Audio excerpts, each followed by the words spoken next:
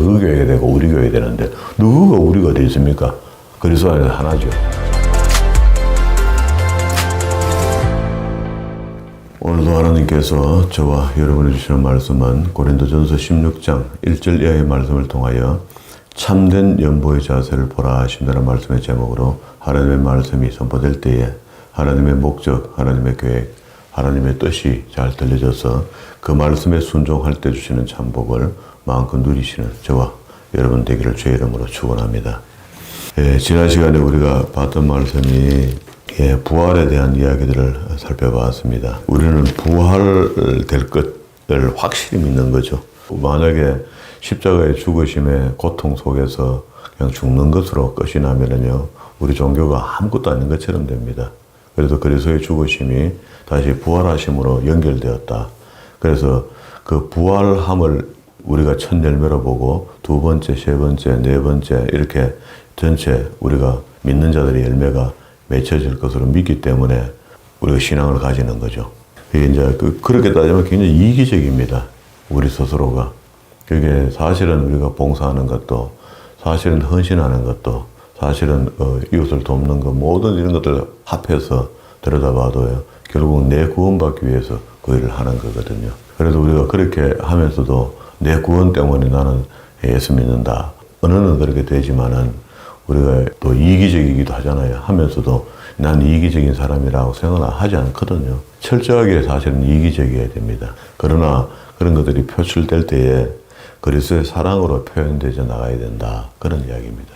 그러면서 오늘은 16장의 마지막 10번째 성경을 분류하다 보니까 10번째 문제라 하는데 문제는 아니고요. 16장에 와서 이제 바울이 이야기하기를 연보에 대하여는 내가 갈라디아 교인들에게 명한 것 같이 너희도 그렇게 하라 이렇게 얘기했는데 지금 요 책 우리가 고린도전서 후서 이후에 바울이 바로 갈라디아 지역에 있는 교회들에게 갈라디아서를 써서 편지를 보내거든요. 그래서 갈라디아의 지역에 있는 사람들이 바울을 폄훼하고 또 바울을 많이 화나게 해요. 그래서 그 편지를 보면 굉장히 격한 편지입니다. 이런 편지가 바울도 쓰면서 그게 어떻게 성경이 되겠노? 안 했겠습니까? 그러나 우리가 이제 갈라디아서 전체를 성경으로 받아들였으니까 그 안에 보면은 말이 굉장히 어조가 강해요. 강한데 고린도에도 역시 강한 부분들이 있죠. 그런데 그 중에 이제 마지막에 와서 연보에 대한 이야기를 지금 했거든요. 우리가 이제 연보라는 개념이 연보가 뭐고 헌금은 뭐고 이런 물으면 사실 답하기가 좀 곤란한데 연보라는 그 헬라어를 원어를 보면은요, 로기아라는 단어를 쓰는데 수금, 세금, 기부금 이런 쪽으로 써져요.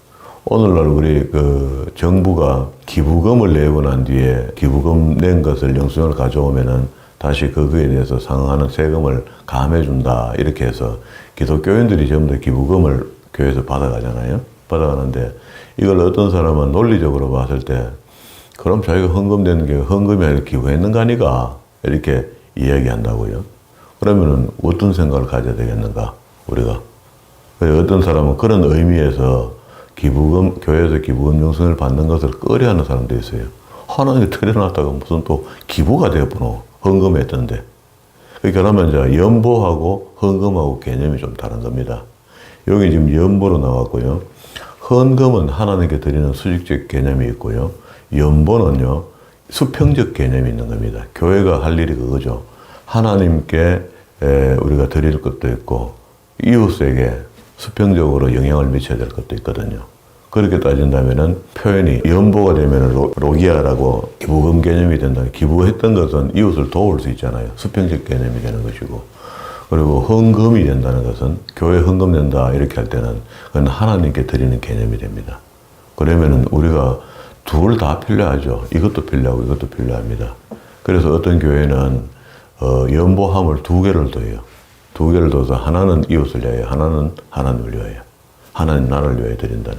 그러면 그렇게 따진다면은 언어를 정리하면은 연보와 헌금이 되는 거죠. 헌병은 수평적 개념, 하나님께 드리는 거고, 연보는 이웃을 위한 것. 둘 다 필요한 거죠. 어느 게 낫다라고 이야기한다면 그건 뭐 하나님께 우리가 여쭤보면 되겠지만은 하나님께 드리고 싶은 것을 연보로 하면 그것도 이상한 거 아닙니까? 근데 개념을 그렇게 정해놓으면 좋습니다. 여기는 연보의 개념입니다. 그지? 이게 이제 갈라디아 교인들에게도 이렇게 했다, 이렇게 했는데 몇 권의 편지를 보냈을 것인데 우리가 갖고 있는 갈라디아 안에는 그 연보한다는 그런 이야기가 없어요. 그는 이제 바울이 화가 난 상태에서 지금까지 가르쳐 놨더니 할례당들이 돌아서 교회를 엉망으로 만들어 놨다. 거기에 대해서 반박하는 글들을 막 적어서 보냈기 때문에 연보하는 이야기는 없어요. 자, 그러면 이제 여기서는 이제 연보에 대한 이야기가 나왔고, 바울이 5절부터 여기 12절까지 내가 앞으로 고린도 교회에 방문할 것이다. 계획을 설명하고 또 부탁도 좀 하고 이랬습니다. 내가 마게도냐를 지날 터이니 마게도냐에 지난 후에 너희에게 나아가서 이렇게 이제 본래 그 2차 선교여행 갈 때에 드로아에서 건너가고 마게도냐 도착해서 마게도냐에서 데살로니카에서 쭉 내려와서 아덴으로 내려왔죠. 아덴 내려와 아덴에서 고린도로 갔죠. 그런 순서로 가기 때문에 마게도냐 지역까지 갔다는 것은 고린도로 내려갈 가능성이 많다. 그런 이야기입니다. 혹 너희와 함께 머물며 과동할 뜻도 하니 이는 너희가 나의 갈 곳으로 보내어 주게 하려 함이라. 이제는 지나가는 길에 너희를 보기를 원치 아니하노니 이는 주께서 만일 허락하시면 얼마 동안 너희와 함께 유하기를 바란다. 여기 편지를 이만히 길게 썼다는 것은 할 말이 많다는 이야기잖아요. 고린도 교회에다가 할 말이 많으니까 하나님이 허락만 해서 내가 끝까지 갈 수만 있다면은 내가 방문해서 오랫동안 기거하면서 성경 말씀을 좀 바르게 가르쳐 주고 싶다. 뭐 이런 표현도 될 겁니다. 그렇게 해서 함께 유하기를 바랍니다. 내가 오순절까지 에베소에 유하려 함은 내가 광대하고 공효를 이루는 문이 열려서 대적하는 자가 많음이니라. 광대하고 공효를 이루는 문이 많이 열렸다. 이 말은 성경 공부방을 열었더니 성경을 가르쳤더니 거기에 반박하는 사람들이 많다. 그런 뜻입니다. 하나님 말씀을 가르쳤다. 이런 문이 열렸다면 바울은 떠나지 못하죠. 그래서 성부를 보죠. 끝까지 가르치고 알게 하고 이렇게 하는 거죠. 바울의 성품이 그렇거든요. 그러면서 10절에 디모데가 이러거든 너희는 조심하여 저로 두려움이 없이 너희 가운데 있게 하라. 이는 저도 나와 같이 주의 일을 힘쓰는 자임이니라. 자, 이 말은 디모데가 바울이 봤을 때는 굉장히 좀 유약하다, 약하다, 젊었고 이러니까 젊은 사람이 편지를 갖고 가면은 대접을 홀대하든지 이렇게 하지 마라. 나와 같이 사도는 아니지만은 나와 같이 주의 일을 하는 종이다. 그러니까 대접을 바로 하도록 해라. 하고 당부도 합니다. 좀 그런 게 있잖아요. 배 사람들이 좀 만만한 사람 오면은 막 떼알락하는 그런 거 있을 것인 걸 바울이 이해를 하고 있잖아요. 그러니까 디모데가 편지를 가져갈 때 도착하거든 함부로 대하지 마라. 당부죠, 당부. 그러므로 누구든지 저를 멸시하지 말고 평안히 보내어 내게로 오게 하라. 나는 저희 형제들과 함께 오기를 기다리노라. 형제 아볼로에 대해서는 저들은 형제들과 함께 너희에게 가라고 내가 그 형제들 했는데 그 들이 밑에 17절이죠. 스데바나하고 부두나도 아가이고 고린도 교회 집사 세 사람이 두 번째 목회자 아볼로가 사역하다가 도저히 안 돼서 에베소로 건너온 뒤에 다시 목사님을 모시러 온 사람들이잖아요. 형제들과 함께 너희에게 가라고 내가 많이 권하였으되 지금은 갈 뜻이 일절 없으나 기회가 있으면 다시 갈 일이 아니겠나 이렇게 부드럽게 이야기를 했습니다. 자, 그럼 여기까지 읽어놓고 그래요. 13절부터 이제 24절까지는 권면과 인사가 돼서 고린도 전서가 이제 마쳐지거든요. 마쳐지기 전에 그러면 이 연보에 대해서 우리는 지금도 연보, 헌금, 조금 전에 제가 그렇게만 설명을 했잖아요. 그러니까 참 연보는 도대체 어떻게 되는 것인가? 제대로 하는 연보는 뭐냐? 연보의 개념을 우리가 알고 하는 사람 별로 없을 것 같아요. 그냥 우리가 교회 나가니까 우리 마음속에 성령께서 알게 하시는 대로 하나님께 드리는 걸 기쁨으로 드려보니까 기쁘더란 말이에요. 기쁘니까 연보를 하게 되고 헌금도 하게 되고 이렇게 감사를 드리잖아요, 하나님께. 그거 안 드리면 마치 찝찝하게 기분도 그럴 때도 있고요. 그런데 이런 것들에 대해서 성경에 연보라는 개념이 어떻게 서해졌는가. 고린도 후서에 보면은요, 연보에 대한 이야기가 나와요. 이걸 한번 보면 좋을 것 같아요. 8장부터 보면은요, 바울이 연보에 대한 마게도냐 교회 연보를 보고 좀 배워라. 아까도 마게도냐 지나갈 때 뭐 이런 말 했잖아요. 연보에 대한 이야기를 쭉 해내려가다가 9장 6절부터 구체적으로 연보에 대해서 알게 해요. 자, 연보는 어떤 것인가? 연보하는 사람의 자세는 어떤 자세로 해야 될 것인가? 바울이 그 편지 끝에 전체 연보에 대한 이야기 쭉 내려가다가 9장 6절에 이것이 곧 적게 심는 자는 적게 거두고 많이 심는 자는 많이 거둔다는 말이로다. 각각 그 마음에 정한 대로 할 것이요 인색함으로나 억지로 하지 말지니 하나님은 즐겨내는 자를 사랑하시느니라. 하나님이 능히 모든 은혜를 너희에게 넘치게 하나니 이는 너희로 모든 일에 항상 모든 것이 넉넉하여 모든 착한 일에 넘치게 하게 하려 함이라. 모든 착한 일 하는데 이 착한 일이 교회 다니는 사람은 하나님께 헌금하는 겁니다. 그 착한 일 맞습니다. 우리는 좀 내가 그 착한 일 하려고 하는 거가 이렇게 하는데 요즘 표현을 그렇게 해요. 그래서 9절에 기록한 바 저가 흩어 가난한 자들에게 주었으니 인용을 했죠. 구약의 말씀을. 그의 의가 영원토록 있느니라. 그러면은 우리한테 있는 것 흩어서 가난한 자들에게 그냥 수평적 개념으로 연보를 한다는 거잖아요. 수직적 개념은 하나님께 헌금하는 것이고 이렇게 구분을 해보면은 여기는 연보의 개념이죠. 시편에 이야기하는 것은요. 그러면 시편 111편인데요. 한번 봅시다. 11편. 우리가 어떤 그 마음의 자세로 하나님 주신 물질을 써야 되는가. 개인적으로 어려운 사람들 돕고, 우리 요즘도 그런 좋은 일 하는 사람들 많이 있잖아요. 있지만은 성경적으로 알아놓고 그렇게 하는 게 좋을 것 같아요. 바로 알아야지 바로 할 수 있거든요. 112편입니다. 하나님을 경외하는 자가 복이 있다는 이야기를 하는데요. 할렐루야 여호와를 경외하며 그 계명을 크게 절거하는 자는 복이 있도다. 그 후손이 땅에서 강성하며 정직자의 후대가 복이 있으리로다. 내 하나 잘 먹고 사는 거 이거 이야기할 것 같으면 별로 어려움이 없잖아요. 내가 좀 조정해서 살고 마지막에 있는 거 박애정신을 가지고 주변 사람들 좀 도와주고 가면 되잖아요. 그런데 우리 속에 이제 욕심이 생기는 게 내 자녀도 이제 이 땅에 살면서 고생 좀 안 했으면 좋겠나 하고 자녀에게 물려주려는 마음이 딱 생기면 그게 욕심이 되기 시작하거든요. 왜 적당히 물려주면 되는데 많이 물려주려니까 많이 모아야 되잖아요. 그러면 그 욕심이 넘치면 탐심이 되는 거죠. 그러니까 부요와 재물이 그 집에 있으며 그의 의가 영원히 있으리로다. 그렇게 하나님을 경외하는 것 자체가 물질이 떠나지 않도록 하는 거다. 하나님 백성을 메말라 배고파 죽도록 안 만드신다. 정직자에게는 흑암 중에서 빛이 일어나나니 그는 어질고 자비하고 의로운 자로다. 은혜를 베풀며 꾸이는 자는 잘되나니 그 일을 공의로 하리로다.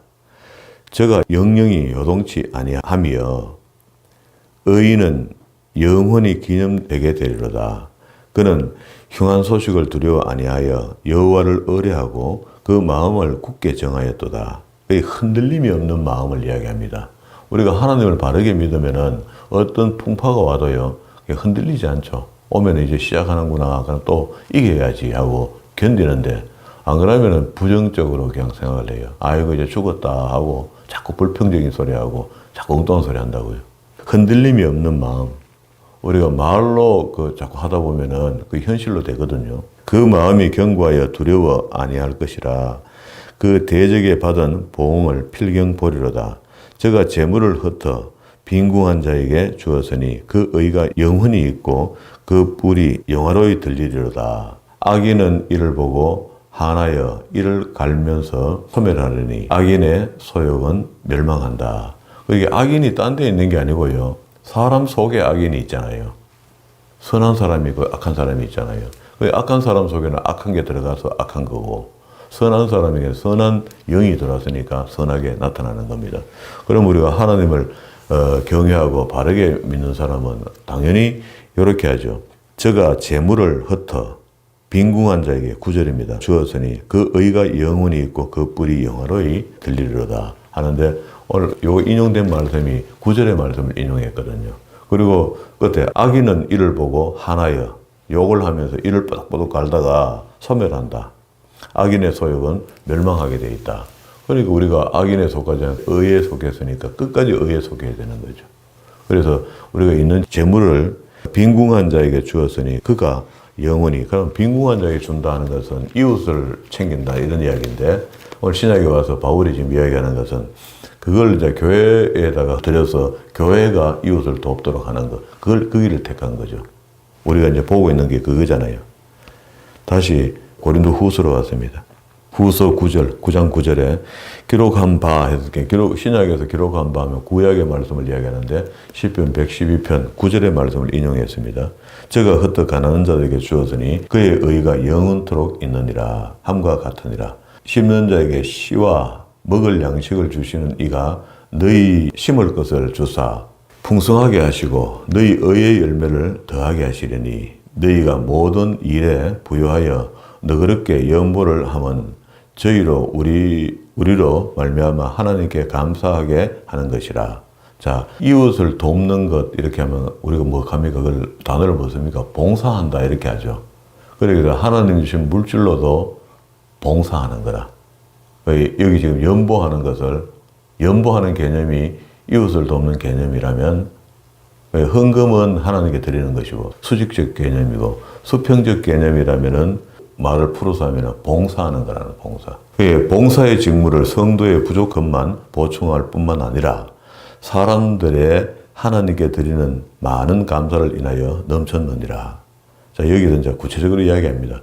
직무로 증거를 삼아 너희의 그리스도의 복음을 진실히 믿고 복종하는 것과 저희와 모든 사람을 섬기는 너희의 후한 연보를 인하여 또 계속 이야기하죠. 봉사하는 것, 이웃을 돕는 것. 결국 그 물질이 교회에 들어가서 교회가 그걸 한다 이런 말이죠.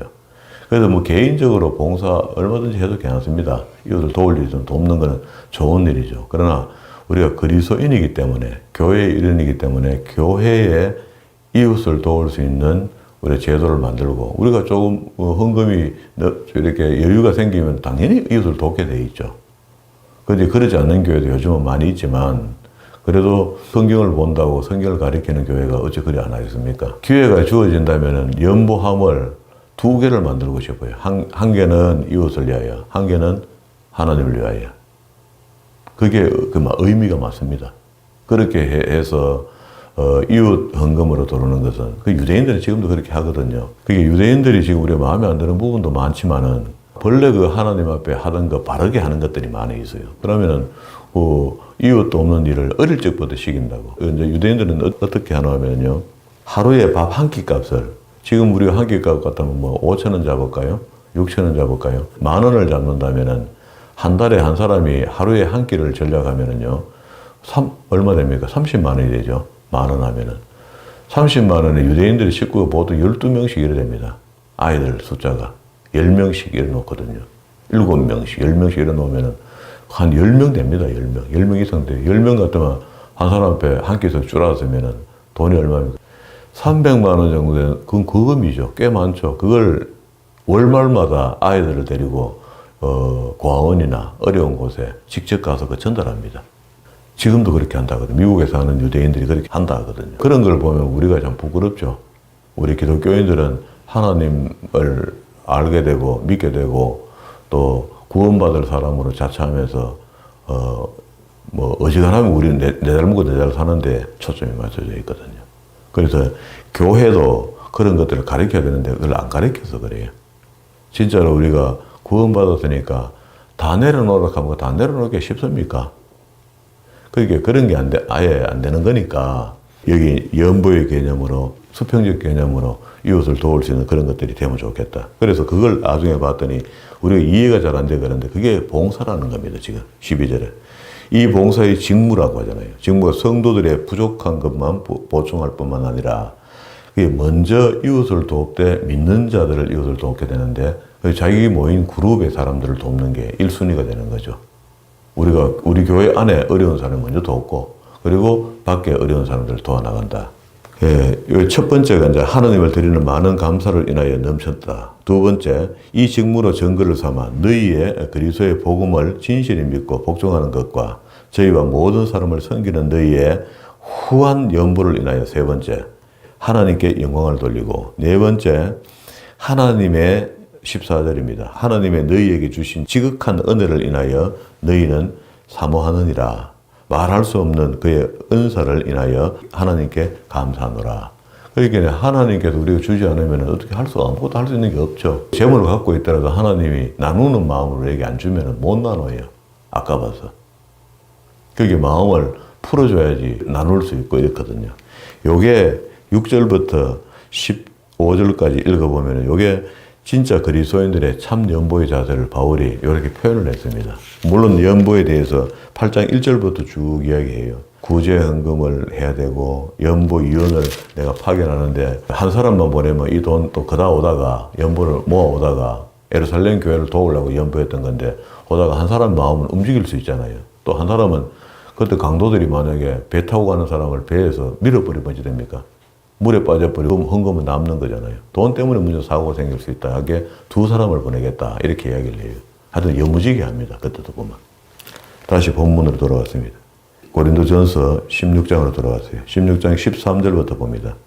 여기 이제 연보에 대한 얘기 끝이 나고 13절에 깨어 믿음에 굳게 서서 남자답게 강건하여라. 너희 모든 일에 사랑으로 행하라. 형제들아 스데바나의 집 곧 아가야의 첫 열매요. 바울이 스데바나라는 사람이 아가야 지방에 내려가서 복음을 전했는데 첫 번째 복음을 받아들인 사람이다. 그게 굉장히 기쁘게 기록을 남겼어요. 제가 어디 시골 교회에 부임했는데 첫 열매가 맺혀졌다면 귀할 거 아닙니까? 기억에도 오래 남을 거고 그런 의미입니다. 이게 스데바나의 집 곧 아가야의 첫 열매요. 스데바나가 복음문의 첫 열매가 됐을 뿐만 아니고 성도 섬기기를 작정한 줄로 너희가 아는지라. 내가 너희에게 권하노니 이 같은 자들과 함께 일하며 수고하는 모든 자에게 복종하라. 그렇게 하나님의 일을 하려고 작정되고 자기 일을 내려놓은 사람들 있잖아요. 그게 목회자는 아닌데도 그래도 교회 일을 하려고 작심하고 나서는 그런 사람들 표현을 이렇게 했습니다. 그리고 내가 스데바나와 보드나도 아가이고가 온 것을 기뻐한다. 자, 이렇게 되는 게 맞죠. 목사님이 마음이 상처를 입고 그 교회를 떠났으면은 잘 갔습니다 하고 다음 사람 구한다고 이리저리 헤매는 게 아니고, 그래도 그분이, 그렇지 않는데 하고 아쉬운 마음으로 사람을 파송시켜서 다시 모시고 오려고 노력하는 거. 그 당시에는 뭐 목회도 귀할 겁니다. 귀해서 그랬을 것인데, 우리나라 처음에 복음 초기에도 한 사람이, 전도자 한 사람이 보통 우리가 지금 섬기고 있는 카자흐탄의 선교사님 할아버지가 어령 경남 저 지역에 맨 그런 식으로 다녔어요. 처음 복음을 받아들이고. 그러게 교회를 여럿 맡은 거라. 그래 이직편의 교회에서 예배하면 여기서 먹을 것을 조금 주면은요, 살 같은 거 뭐 한 마리씩 이렇게 주면은 그걸 지고 이 다음 교회 가서 저쪽 교회에서 주더라고 저 교회 넘겨주고요. 그렇게 한대요. 그게 아름답죠. 본인은 굶으면서 그 이쪽 교회 가면 또 없거든요. 없으니까 먹을 걸 일로 가서 건네주고 또 저쪽 교회 여기 좀 챙겨주면 갖고 또 저번에 가서 주고 뭐 이렇게 하는 거라. 바울이 왜 이거 기뻐합니까? 저희가 너희 부족한 것을 보충하였습니다. 자, 다시 이야기하면 이제 스데바나, 부드나도, 아가이고 이 사람들이 올 때에 헌금도 좀 가지고 왔다는 겁니다. 바울이 사회 가고 있으니까 선교비를 좀 갖다 댔다 이런 말이죠. 그게 부족한 것을 보충하였다. 이게 이제 헌금이 되는 거죠. 이게 이제 헌금이 되면 이제 하나님께 세임 받는 거잖아요. 아까 바울이 이야기한 연보를 이야기했고, 이건 헌금이 되겠죠. 저희가 나와 너희 마음을 시원케 하였으니, 그러므로 너희는 이런 자들을 알아주라, 제발. 그게 주를 위해 열심히 하는 사람들을 무조건 칭찬하다 그 사람이 교만해지기까지 만들면 안 되겠지만, 그렇게 잘한 거는 잘했다 해야 되잖아요. 그런 표현입니다. 아시아의 교회들이 너희에게 문안하고 아굴라와 브리스가가와 및 집에 있는 교회가 주 안에서 너희에게 간절히 문안한다. 이 아굴라와 브리스가와 집에 교회를 만들었다는 이 교회가 그 가정교회가 되는 거죠. 초기에는 전부 다 이런 식으로 교회가 만들어졌어요.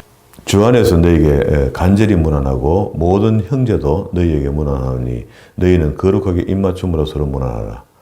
그리고 이제 21절부터 24절까지는 여기서는 이제 바울이 요 전까지는 대필자가 이 글을 적었고요. 바울이 입으로 이야기하고 밑에서 받아 적었고요. 여기서부터는 나 바울은 친필로 너에게 문안하노니 이게 바울의 사인입니다. 마지막 글자를 요약이기 때문에 이때만 해도 그래서 바울의 편지다 이렇게 하면서 가짜 편지가 막 돌아다니는가 봐요. 그래서 이거 바울이다 하고 바울이 그래도 하는데, 아니 바울이 끝에다 자기 글로 필체로 사인을 남긴 겁니다. 그래서 나 바울은 친필로 너에게 문하는데, 이 친필하는 요게 세메이언, 원어가 세면이고 지금 우리가 하는 사인, 글이 바뀐 겁니다. 만일 누구든지 주를 사랑하지 아니하거든 저주를 받을지어다. 주께서 임하시느니라. 곧 오신단 말이죠. 마라나타. 그러면은 지금 바울이 뭐라 했습니까? 저주도 기도해 주죠. 주를 사랑치 아니하는 자는 저주를 받아요. 그럼 당연히 저주를 받는 거죠. 주 예수 그리스도의 은혜가 너희와 함께하고 나의 사랑이 그리스도 예수 안에서 너희 무리와 함께 할지어다. 요게 바울이 직접 글로 쓴 겁니다. 써서 마쳤는데, 오늘 우리 말씀 고린도 전서를 다 마쳤는데요. 앞에 9가지의 고린도 교회의 전반적인 문제가 있었죠. 그런 문제들을 하나하나 글로서 이걸 해결한다는 건 참 어려운 일입니다. 어려운 일이지만 바울은 아주 그게 친근하게 문제 하나를 지적하면서 하나님의 은혜로 이런 것들 다 극복하자 하고 편지를 썼고, 마지막에 와서는 짧은 4절을 쓰면서 이게 예루살렘 교회를 위하여 연보를 좀 준비해라. 형제 위해서, 믿음의 형제들을 위해서, 수평적 개념이죠. 그 연보를 해서 그 예루살렘 교회를, 너희가 예루살렘 교회 때문에 교회가 세워진 거 아니냐. 그래서 우리 교회가 되는 겁니다. 우리는 지금은 우리 말로는 우리 그리스도인들 이렇게 이야기하는데 그런 표현을 잘 쓰는 사람이 없는 것 같아요. 우리가 속해 있는 그 시찰의 교회가 한 20교회 정도 돼요. 20교회가 만나면은 우리 시찰 이렇게 표현을 해요. 하는데 전부 다 각자입니다. 각자. 제가 봤을 때 제 마음이 그래서 그런지 제가 봤을 때 그래요. 이게 가슴 아픈 일이죠.